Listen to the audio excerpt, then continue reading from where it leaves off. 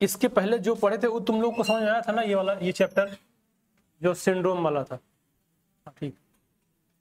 जो इसके पहले पढ़ा गया था मेंडेलियन डिसऑर्डर था, एक क्रोमोसोमल डिसऑर्डर, है ना। एक मेंडेलियन डिसऑर्डर था और एक क्या था, क्रोमोसोमल डिसऑर्डर। दोनों हम लोग समझे थे। जो क्रोमोसोमल डिसऑर्डर था उसमें बहुत सारे सिंड्रोम देखने को मिले थे ना। डाउन सिंड्रोम में क्या होता है, डाउन सिंड्रोम जो होता है उसमें कहाँ पे कमी आती है, किस नंबर क्रोमोसोम पे? हाँ 21 पे। एडवर्ड पे किसमें आती है, एडवर्ड सिंड्रोम। एडवर्ड सिंड्रोम है एक, उस पर किस नंबर कमी आती है? सब देख के बताना है, तो मतलब क्या है देखने का, पढ़ने का? चलो चलो ध्यान से, इसी तो पूछे हैं क्या।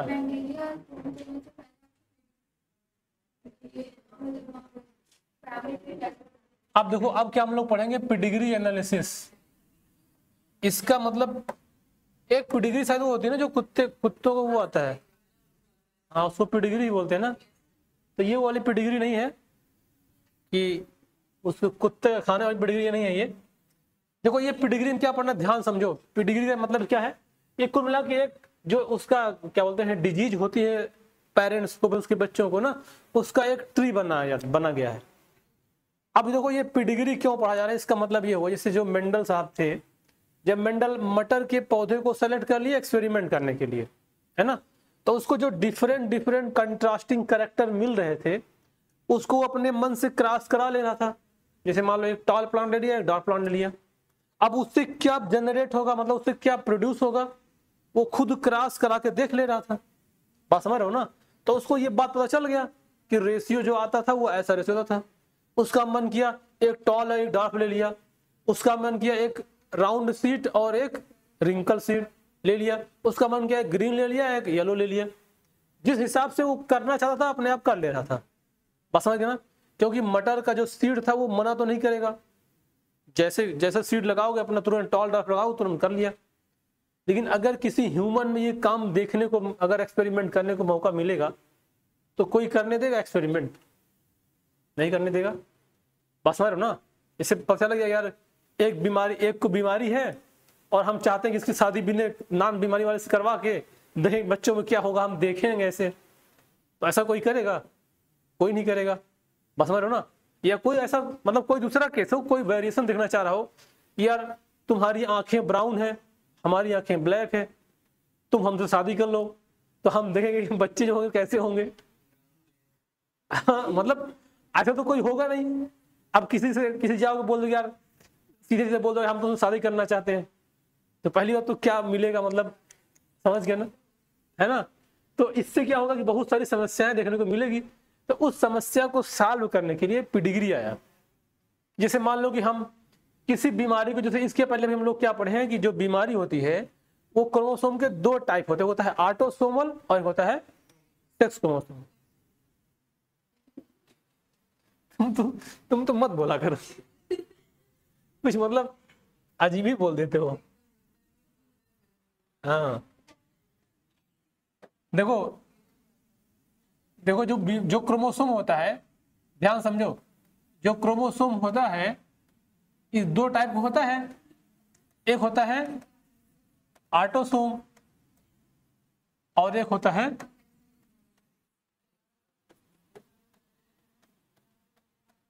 कितना हंसी किसके आ रही है, तुमको से आ रही है। अब देखो जो ये बीमारी होती है, मतलब जो अगर ऑटोसोम में चेंजेस होगा उसमें क्या देखने को मिलेगा, वो ऑटोसोम में कहलाएगी, और जो सेक्स में होगा वो सेक्स क्रोमोसोम कहलाएगी। हीमोफीलिया क्या थी, एक्स लिंक थी। हाँ हाँ एक्स लिंक थी, सही थे। हीमोफीलिया क्या थी, एक्स लिंक, और किसमें आ रही है, सेक्स क्रोमोसोम में। बस समझे ना। अब देखो इसमें दो बात और था। जो दो बात क्या था कि एक बीमारी इसकी डोमिनेटिंग थी और एक क्या थी, जैसे ऐसे इसका भी तो दो आएगा, एक डोमिनेटिंग होगा और एक क्या आएगा, जैसे सु। तो अब हमको ये चीज को पहचानने के लिए देखो जो पेडिग्री एनालिसिस किया जा रहा है वो ये चीज को समझना है कि जो बीमारी इसको है वो बीमारी ऑटोसोमल डोमिनेंट है कि ऑटोसोमल रिसेसिव है कि सेक्स लिंक्ड डोमिनेंट है कि सेक्स लिंक्ड रिसेसिव है। बात समझ गए ना। जैसे हम कहा कि बिना कुछ क्रॉस कराए, बिना अपने मन से क्रॉस कराए हम उसके हिस्ट्री को जान के उसके बीमारी को कंफर्म करेंगे, बीमारी जो उसके अंदर है वो ऑटोसोमल रिसेसिव है कि ऑटोसोमल डोमिनेंट। बात समझ गए ना। जैसे हमने कहा कि क्या दिक्कत क्या आएगी कि हम ह्यूमन में अपने मन से क्रॉस नहीं कर सकते हैं, है ना, ये पॉसिबल नहीं है। तो उसको हमको समझने के लिए क्या करना है, पेडिग्री एनालिसिस करना है, मतलब उसके हिस्ट्री को जानना है कि जिससे जो तुम्हारे पेरेंट थे वो कैसे थे, उसको जो तुम्हारे बच्चे हुए वो कैसे हैं, उनके जो बच्चे वो कैसे हैं। अगर हम उसकी हिस्ट्री समझ जाएंगे तो उससे ये बीमारी जो है वो पता चल जाएगी कि ये डोमिनेटिंग है कि रिसेसिव। बस समझ गए ना।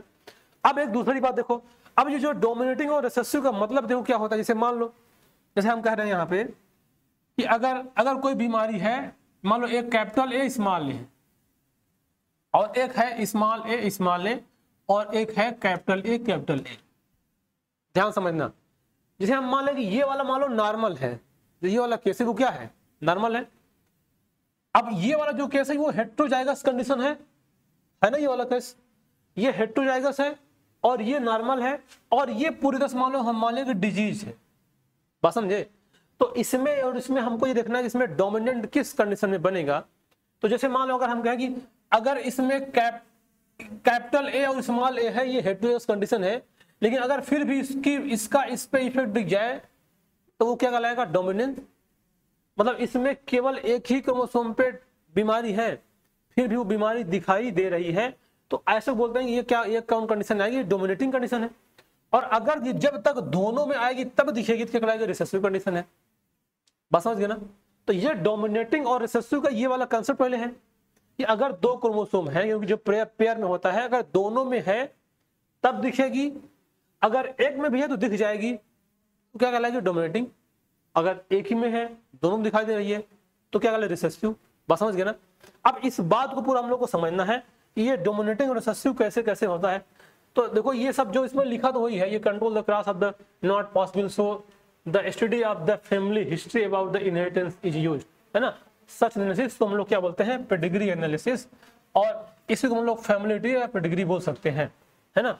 अब ह्यूमन में genetics pedigree study utilize to the trace the inheritance of the specific abnormality और डिजीज जो चीज देखने को मिलती है। अब देखो इसमें क्या कैसे कैसे समझना है, इसके लिए एक सिंबल है यूज, पहले उसको समझ जाएंगे। देखो इस सिंबल का पहले मतलब समझेंगे तो हमको उसको कैसे क्रॉस करके जो इफेक्टेड है कि नॉन इफेक्टेड है ना, अनइफेक्टेड है। देखो जो ये वाला सिंबल दिखाई दे रहा है, अगर ये वाला सिंबल कहीं दिखेगा तो इसका मतलब ये क्या है, मेल है। देखो ये कुछ ऐसा है नहीं, बस क्योंकि हम लोग जब यहाँ पे लिख के समझेंगे तो कोई ना कोई सिंबल दे दिया गया है। अब उसको लिखते मेल नॉर्मल, फीमेल नॉर्मल, तो थोड़ा सा बड़ा लिखना पड़ता, और क्रॉस मतलब जब मीटिंग होगा तो और बहुत बड़े बड़े आएंगे। तो इसको क्या कहा जाएगा, इसको क्या करते हैं, ये वाला जो कंडीशन है वो मेल है, जो ये ऐसा कंडीशन है क्या है, ये फीमेल है, और जो ये वाला कंडीशन है वो सिर्फ अनस्पेसिफाइड है, मतलब अभी इसका क्लियर नहीं वो मेल है कि फीमेल है। अरे मतलब हंसने वाली बात नहीं है। जैसे मान लो तुम किसी को अचानक देख लिए रात में, समझ गए ना। अब रात में क्या दिखता तुम लोग जानते होगे। अगर मान लो किसी देख लिया, अब पहचान नहीं पाए हो मान लो, तो क्या समझोगे, ये तो वो आवाज दे, है ना, या तो वो आवाज दे, या तो उसका कोई रूप तुमको दिखे तो पहचान पाओगे ना। तो कुछ नहीं दिखाया तो क्या कहोगे, हम नहीं जान पा रहे वो मेल है फीमेल है। और जो तालीम आने वाले होते हैं, समझ ना, अक्सर ट्रेन मिला करते हैं, बारातों में आते हैं, जब किसी यहाँ कोई बेबी होता है तो आते हैं शुभ अवसर में आशीर्वाद देने, तो उनका भी कोई, अब तुम क्या बोलेंगे, तुम अंकल हो आंटी हो, समझ गए ना। अब उनको क्या बोलोगे। ऐसे हम लोग जब ट्रेन में जब हम लोग जब पढ़ते थे, मस्ती कर रहे थे, तो जाते तो खूब मिलते थे। एक मेरा दोस्त था, तो उससे वो आया तालीम कहा लाओ पैसा निकालो, तो वो कह रहा है कि आप अंकल हो आंटी हो। अब उसको गुस्सा लग गया, मतलब आप जानते तुम लोग उल्टा सीधा बोलने लगते हैं वो सब। अब बोलने लगे बहुत भयानक, बहुत किसी तरह जाके समझा कि यार हम लोग बच्चे हैं, स्टूडेंट है, पढ़ने वाले हैं, तब जाके कुछ छोड़ा वो, समझ गया ना। तो देखो ये क्या है, मतलब ये अच्छा। अब देखो यहाँ पे क्या है, अगर देखो ये वाला अगर ये ब्लैंक है, जैसे मान लो ये क्या है, ये ब्लैंक है और ये भी क्या है, ब्लैंक है, तो ये क्या दोनों, ये फीमेल नॉर्मल, ये मेल नॉर्मल। अगर इसको पूरा फिल कर दो, जैसे कि देखो ये पूरा फिल हो गया, ये पूरा फिल हो गया, ये पूरा फिल हो गया, तो ये क्या कहलाएगा, ये अफेक्टेड है, मतलब इसको क्या है, इसको बीमारी है। बस समझ गया ना। ये क्या है, देखो इनकी शादी हो गई है, मतलब इनमें मेटिंग होगा। ये वाला जो, अगर ये देखो ये सिंगल लाइन है तो ये मतलब ये है, इसके बीच में मेटिंग होगा। अगर ये डबल लाइन है ना, तो ये ना ये मेटिंग बिटवीन रिलेटिव है ना, मतलब जो एकदम पास जैसे मान लो कोई कजन्स हो गए है ना, अगर उनके बीच में शादी हो गई तो ये रिलेटिव माने जाएंगे, है ना। तो अगर डबल लाइन तो क्या कहलाएगा, रिलेटिव। देखो ये वाला जो बना हुआ है ये क्या है, ये दोनों पेरेंट्स है, उनके ये दोनों बच्चे हैं, बस समझ गए ना। और ये वाला केस क्या है, ये पेरेंट्स है, इनका एक लड़का है जो कि लाडला है, लेकिन उसको बीमारी है।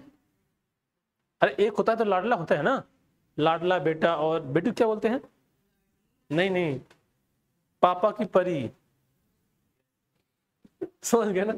तो ये अब यहाँ देखो जो नंबर लिखा हुआ, जैसे मान लो ऐसे करके, ऐसे अगर ये नंबर लिखा होगा 5 लिखा है, मान लो यहाँ 5 ना होता, यहाँ कुछ ऐसे करके यहाँ 4 होता ऐसे, तो इसका मतलब ये हो कि इनके कितने बच्चे हैं, टोटल 5 बच्चे हैं, है ना। वो इंडिकेट करता है कि टोटल 5 अनअफेक्टेड। आपको ये पूरा, अगर ये पूरा कवर होता है तो उसका मतलब क्या होता है, ये बीमारी वाले बच्चे हैं, मतलब वो डिजीज हैं। समझ गए बात को। ये सिंबल हमको समझ में आएगा, ये हमारे एनसीईआरटी में सिंबल दिया है। कुछ सिंबल और होते हैं लेकिन तुम बस उसको देख लो ऐसे बस, हालांकि ये एग्जाम में नहीं आएगा, मतलब जो एक्स्ट्रा सिंबल है, इसमें लोग बच्चों को रहता है ना कि इसका मतलब क्या होता है, इसका मतलब क्या होता है, तो बस थोड़ा समझ जाओ कि जैसे ये तो समझ गए, ये वाला ये वाला ये वाला ये सब वही है। ये वाला देखो ये ट्विंस का सिंबल है, ये डाइजाइगोटिक ट्विंस है और ये मोनोजाइगोटिक ट्विंस है ना, ये दोनों। और ये देखो ये नंबर शो करता है कितने नंबर चिल्ड्रन है। ये देखो अफेक्टेड एंड तो समझा दिए। देखो ये है हेट्रोजाइगस, मतलब जैसे एक कैपिटल है स्मॉल है, तो अगर बीमारी दिखा तो क्या कहलाएगा, हेट्रोजाइगस कहलाएगा। अगर ऐसा आएगा तो क्या करेगा, कैरियर। कैरियर समझते हो ना, पता था ना, जो उसमें सिम्टम नहीं दिखेगा लेकिन आगे क्या करेगा, वो इनहेरिट करेगा, उसको क्या बोलते हैं, कैरियर। तो ये वाला क्या है, कैरियर। ये वाला क्या है, ये देखो इसका क्या मतलब करेगा, क्या समझे हुए, ये मतलब इसकी डेथ हो चुकी है। ये जो ऐसा है कि अगर मान लो ये होता ऐसा इसको होगा, तब मान लो अगर ये बना के कुछ ऐसा कर दो, ये भी हो जाएगा, है ना। तो ये सब सिंबल है देख लो, लेकिन तुम लोग को जो ये वाला मेन इंपॉर्टेंट ये वाला सिंबल है जो हमारे एनसीईआरटी ने दिया है, और इसी से क्वेश्चन भी आएगा, जो भी आएगा तो इसे समझना पड़ेगा। बात समझ गए ना। अब देखो, अब हमको हमारा उद्देश्य क्या था, हमको ये बात तो रहे हो, हाँ कहाँ में आके सोता है, अच्छा एक वो वाली सोने वाली कहानी है, लड़का ऐसे क्लास में सो रहा था, मैडम गई तो ऐसे कि सो रहे हो, तो जब आंखें खुला तो ऐसे करके, मतलब सो नहीं रहे थे, ध्यान कर रहे हैं और ऐसे एक टीचर सो रहा था कुर्सी में बैठ के, बच्चे वहां पढ़ रहे थे, अचानक से उसको चेक करने नहीं आते, आते हैं ऊपर वाले सीडीओ साहब आ गए, मतलब जो भी वो क्या है वैसे सो रहा था, इस जग आया तो जग गया। अब बोल रहा है देखो बच्चों, कुंभकर्ण ऐसे ही सोता था, मतलब हम सो नहीं रहे, मतलब कुंभकर्ण के सोने की एक्टिंग कर रहे थे, इसे तुम लोग जान जाओ, समझ गए। तुम लोग जब कहीं मान लो ऐसा हुआ तो कुछ एक्टिंग कर लिया करो कि हाँ वो ऐसा सोते थे, जैसा कुछ करते हैं, तो दिमाग लगाया करो, समझ के बात को ना, ये सब देखना है। अब देखो हम लोग का उद्देश्य क्या है, इसके फैमिली ट्री को बना के ये बात समझना कि अगर पेरेंट्स में बीमारी है, बच्चों में बीमारी नहीं गई, या पेरेंट्स में बीमारी नहीं थी बच्चों में बीमारी आ गई, है ना, तो उसका क्या केस बनेगा, वो रिसेसिव है कि डोमिनेटिंग है, बस समझ गए ना। तो देखो अब इसमें हमको ये समझना, देखो यहाँ पे एक ये टेबल दिया गया है, अच्छा इसलिए ये देखो इस तरह से बनेगा, जब वो जो क्वेश्चन बनेगा तो देखो इस तरह बने, देखो यहाँ दिखाई देना कि ये दोनों पेरेंट्स थे, है ना, ये दोनों क्या है, ये दोनों पेरेंट्स हैं, इनके इतने बच्चे हुए। देखो ये पेरेंट्स क्या था, पेरेंट्स में जो फादर था क्या था, अफेक्टेड है ना, ये क्या है, नॉर्मल है। जो इनके बच्चे हुए सारे बच्चे क्या है, नॉर्मल है। तो अगर ये अफेक्टेड था, बच्चे सारे नॉर्मल हुए, तो क्या केस होगा, कैसे समझेंगे।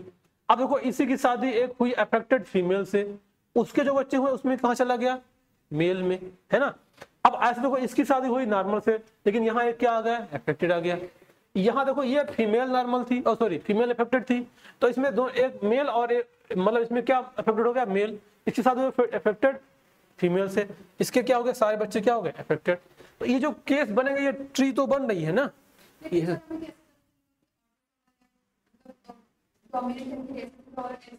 हाँ, तो यही तो बताने वाले हैं हम, यही तो बताएंगे अभी, क्या बताएंगे, ये तुमको समझना है, तुम्हारा उद्देश्य है कि हमको ये समझना कि अगर ऐसी पेडिग्री मिलेगी, मतलब देखो जो फैमिली ट्री में एनालाइज किया जाएगा, जो हमने कहा कि पेडिग्री में हमको क्या समझा, तो ये समझा जाएगा ना कि जो है इसका जो अब हिस्ट्री लिया जाएगा कि उसके जो पेरेंट थे, मतलब उसके जो नाना नानी थे, मान लो नॉर्मल थे, उसकी मम्मी क्या हो गई, अफेक्टेड हो गई, उसके बच्चे फिर से नॉर्मल हो गए, ऐसे पूरा केस जान जाएंगे।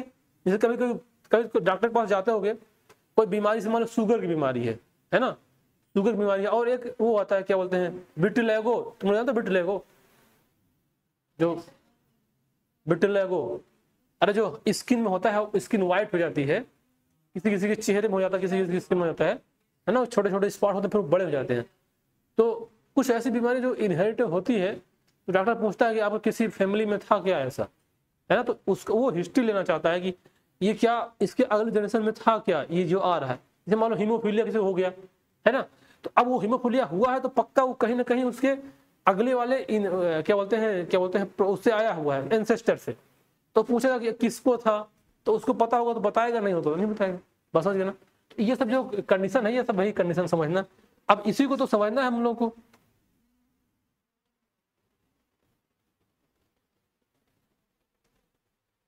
देखो देखो अब जो बीमारी होगी ऐसा होगा, एक आएगा ऑटोसोमल डोमिनेंट, एक आएगा ऑटोसोमल रिसेसिव, और एक आएगा सेक्स लिंक डोमिनेंट, और एक आएगा सेक्स लिंक रिसेसिव। ये 4 कैटेगरी आएगा। अब देखो यहाँ पे जैसे मान लो कि अगर मान लो हमको क्या मिलता है, ऑटोसोमल डोमिनेंट, इसको समझना है।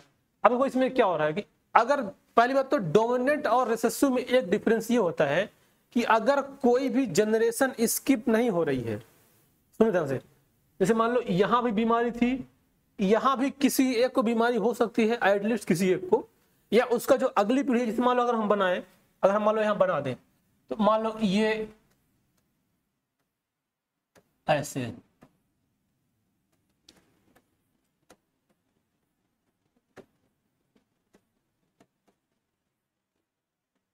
ऐसे मान लो बना दिए। अब मान लो इसकी शादी हो गई,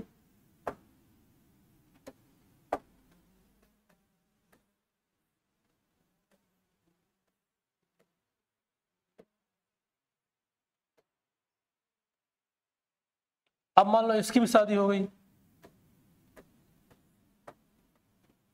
कितना स्पीड से जनरेशन चल रहा है, देख रहे हो।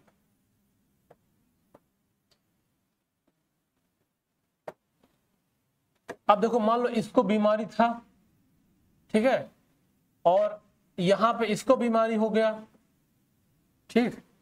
अब अगली पीढ़ी आई तो इसको बीमारी देखने को मिला, अगली पीढ़ी आई यहां बीमारी देखने को मिला, है ना। मतलब देखो इसमें क्या है कि ये हो गया जनरेशन फर्स्ट, ये हो गया सेकंड, ये हो गया थर्ड, ये हो गया फोर्थ। तो इसमें भी देखो एक को था, इसमें भी किसी को नहीं, केवल एक को था, और इसमें भी किसको, एक को था ये, और इसमें भी एक को आ गया। तो इसका मतलब कोई भी जनरेशन स्किप नहीं हुआ। तो अगर जनरेशन स्किप नहीं होगा तो उसको बोलते हैं डोमिनेटिंग। बस समझ गए ना। अब वो ऑटोसोमल है कि सेक्स लिंक है, समझाते हैं। पहले इतना समझना कि अगर जनरेशन स्किप नहीं हो रहा है तो उसको क्या समझेंगे कि वो बीमारी क्या है, डोमिनेटिंग, है ना। तो अब देखो इसमें जो बात लिखा है, देखो यहाँ पे बात समझो, ये नेवर स्किप जनरेशन, अगर कोई जनरेशन नहीं हुआ तो क्या कहलाएगा, डोमिनेटिंग। अब देखो यहाँ पे चिल्ड्रन, एक तो ये बात हो गया, अगर जनरेशन स्किप नहीं हुआ तो क्या हो सकते हैं, वो डोमिनेंट 100%। और दूसरा डोमिनेंट होना क्या रीजन है, children of affected parent might be unaffected. अगर ये भी कंडीशन देखने को मिला तो क्या कहलाएगा, डोमिनेंट। जैसे मान लो देखो इन दोनों का जो पेरेंट्स है, मतलब ये जो पेरेंट्स है, ये दोनों क्या है, अफेक्टेड है कि नहीं अफेक्टेड, लेकिन ये क्या निकल गई, नॉर्मल। जब ये नॉर्मल निकल गई तो इसका मतलब ये डोमिनेटिंग होगा। जब ये दोनों अफेक्टेड थे लेकिन एक ये नॉर्मल निकली है तो क्या कहलाएगा, वो अफेक्टेड। मतलब एक तो स्किप जनरेशन स्किप नहीं होगा, या उसके जो पेरेंट्स थे वो अफेक्टेड थे लेकिन उसके जो बेबी हुआ कोई एक ऐसा हुआ अनअफेक्टेड हो गया। बात समझ गए ना। अच्छा सोचो अब ये कैसे हो सकता है, जो ये हुआ है ये वाला केस, अब थोड़ा सा दिमाग लगाओ, ये केस कैसे हो सकता है। जैसे मान लो अगर ये भी अफेक्टेड है, ये भी अफेक्टेड है, ये नॉर्मल कैसे हो गया, सोच सकते हो। देखो जैसे मान लो, सुनो ध्यान से, जैसे मान लो हम कहेंगे ये मान लो क्या है, फीमेल है, तो मान लो फीमेल का क्या होता है XX हो है, ये मान लो क्या है मेल है, तो इसका क्या होता है XY है ना। मान लो कोई ऐसी बीमारी है, ये मान लो ये कोई ऐसी बीमारी है, अच्छा ये तो ये तो ऑटोसोमल है ही नहीं, इसमें आएगा ही नहीं। मान लो ऑटोसोमल है तो ऑटोसोमल मान लो A और इसका भी A और A, ठीक, क्योंकि ऑटोसोमल में तो अलग अलग होता है ना, इस सबका क्या है बराबर है, चाहे मेल चाहे फीमेल। अब मान लो इसको यहां बीमारी थी, मान लो ये फीमेल है और ये क्या है मेल है, मान लो इसको यहां बीमारी थी और इसको यहां बीमारी थी, ऐसे बस समझ गए ना। तो अब देखो जो यहां पे ये बात दिख रहा है, इसे मान लो कब हो सकता है कि मान लो इसको क्या, मान लो ये फीमेल है, ये फीमेल होगा क्या होगा अफेक्टेड दिखाई दे रहा है ना, और ये भी क्या है अफेक्टेड, लेकिन इस वाले में केवल क्या एक वाले अफेक्टेड है और इसमें क्या मान लो दोनों अफेक्टेड है, समझ पा रहे हो। अब जब इससे क्रॉस होगा तो ये ऐसे करेगा, कैपिटल A ये अफेक्टेड और ये वाला भी अफेक्टेड। जब इसका करेंगे ये कैपिटल और ये कैपिटल A ये दोनों क्या है अफेक्टेड। जब इसका करेंगे देखो ये क्या है, ये नॉर्मल आया और एक क्या है अफेक्टेड। जब इससे करेंगे तो ये भी क्या आया, एक नॉर्मल आया और एक क्या आया अफेक्टेड, ऐसा आएगा। अब देखो देखा है तो इसको बीमारी है और इसको बीमारी है, दिखाई दे रही है। अब ये क्या है, ये ऑटोसोम है, ध्यान समझना, ये क्या है ऑटोसोम है। जब ऑटोसोम है तो इसका मतलब क्या, इसका बराबर इसका बराबर। अब हम क्या करते हैं, इसको हटा देते हैं, मान लो जो ये वाली था इसको एक हटा के एक कर दिए, मान लो दूसरा केस ही बनवा देते हैं यहाँ पे, उसको छोड़ो। अब देखो एक दूसरा केस समझो, A और A। अब इसमें भी क्या कर लें कि देखो इसमें भी क्या कर लें, एक पे है एक पे है, ठीक है। ये क्या कराएगा, ये कराएगा इसमें भी एक हेटेरोजेगस कंडीशन, ये भी हेटेरोजेगस कंडीशन है, मतलब ये है एक पे लेकिन बीमारी दोनों में कॉज हो रही है क्योंकि डोमिनेटिंग कंडीशन दिखा रहा है ना। तो अब देखो जब ये वाला और ये वाला बनेगा तो ये तो नॉर्मल बन जाएगा ना, जब ये वाला और ये वाला आएगा तो नॉर्मल बन जाएगा। और अगर ये वाला और ये वाला बनेगा तो बीमारी होगी, और ये होगा तो बीमारी होगी। केवल देखो ये देखा तो इसको भी बीमारी है, इसको भी बीमारी है, लेकिन इनमें से जब दोनों जो क्लीन वाला है जब वो आएगा तो बीमारी नहीं होगी। ये कंडीशन जो था यही तो था, इसको रहा होगा हेटेरोजेगस कंडीशन तो क्या करेगा डोमिनेटिंग करेगा। तो इसका मतलब क्या हुआ कि अगर चिल्ड्रेन अफेक्टेड है, सॉरी पेरेंट क्या हो सकते हैं जो, मतलब sorry children of affected parent might be unaffected, जो उसके चिल्ड्रेन होते हैं अफेक्टेड पेरेंट के वो क्या हो सकते हैं अनअफेक्टेड हो सकते हैं। ऐसी कंडीशन क्या कहलाएगी ऑटोसोमल डोमिनेटिंग। समझ गए बात को। पहले केस क्या है ऑटोसोमल डोमिनेटिंग, ऐसे देखेंगे। अब आएगा क्या ऑटोसोमल रिसेसिव वाला केस। अब देखो रिसेसिव कब होगा, तो देखो पहली बात सबसे सिंपल बात, इसमें जनरेशन स्किप होगा।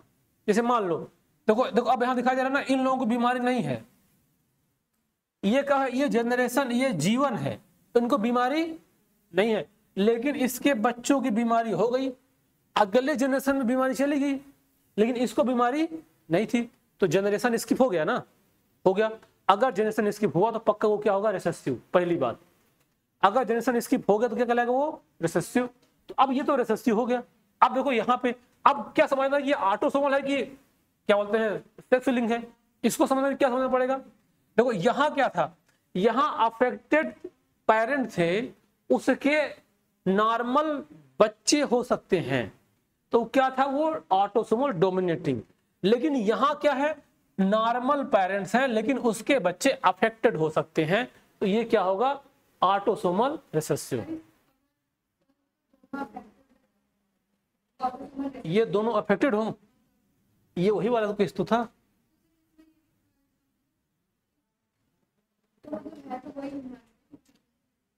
देखो अभी उस पर मत जाओ, थोड़ा मेरी बात सुन ध्यान से। देखो अभी तो कंफ्यूज क्लियर कर दें, पहले इसको समझ तो जाओ, समझ में आ जाएगा बात वो। देखो पहले क्या हुआ, अगर अगर जनरेशन स्किप नहीं हो तो क्या कहलाएगा, डोमिनेटिंग कहलाएगा।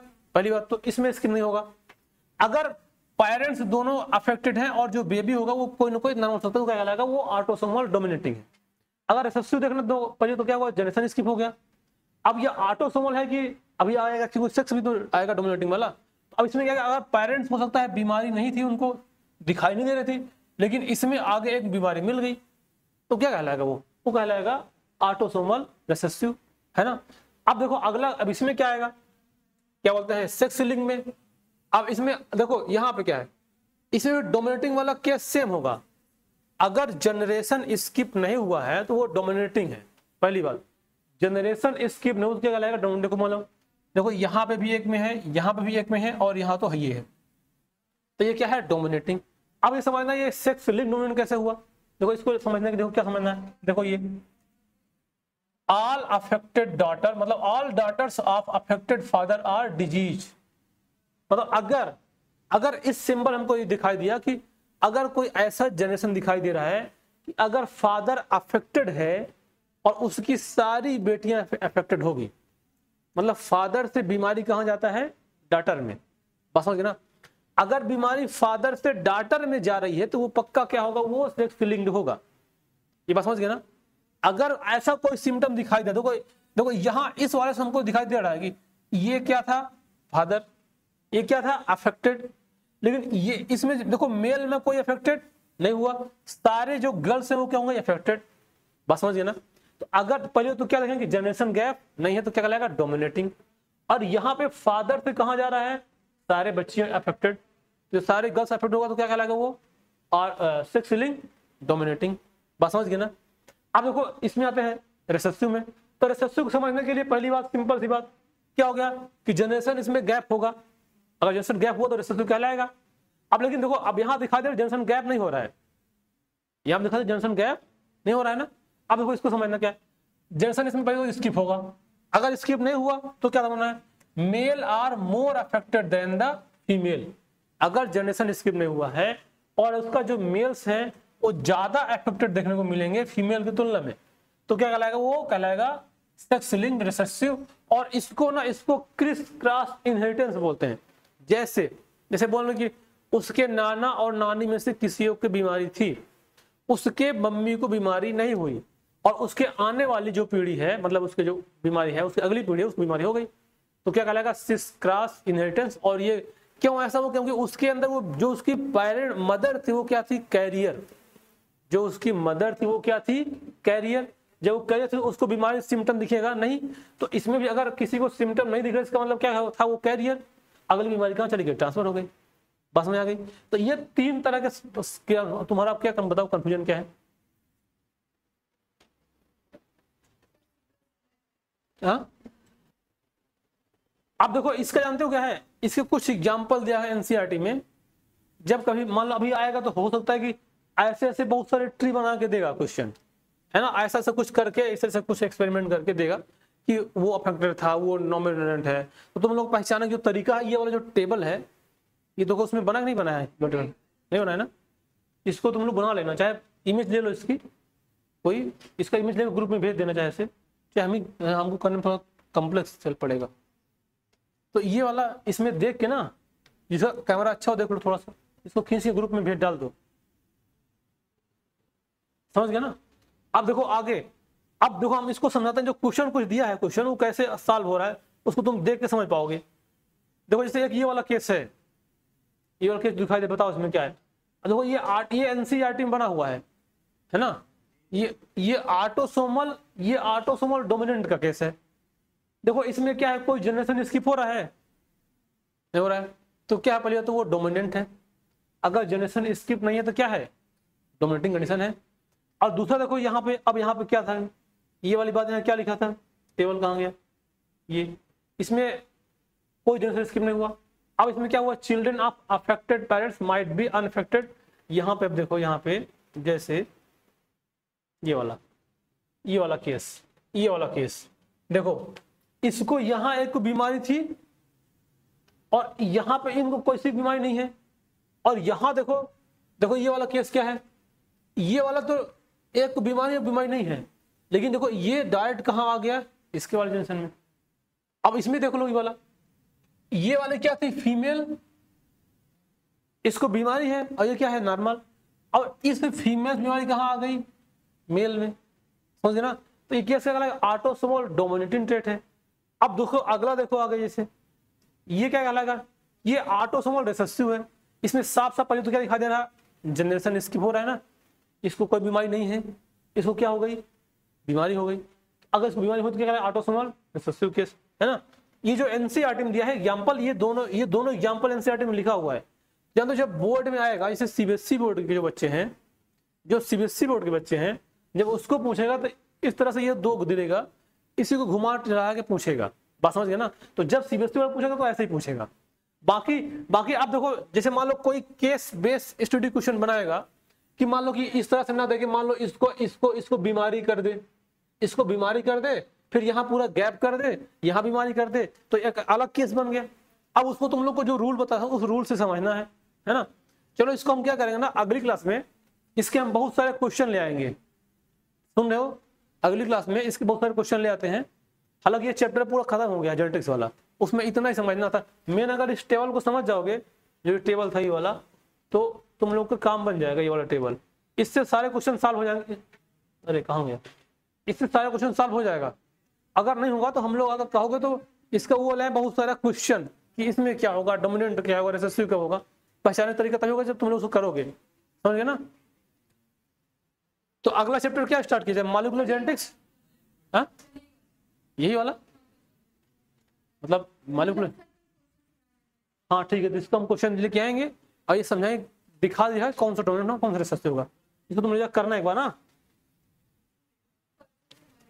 चलो ठीक है, फिर ये वाला चैप्टर तो भी लगभग खत्म हो गया है, फिर मिलते हैं अगले टर्न पे।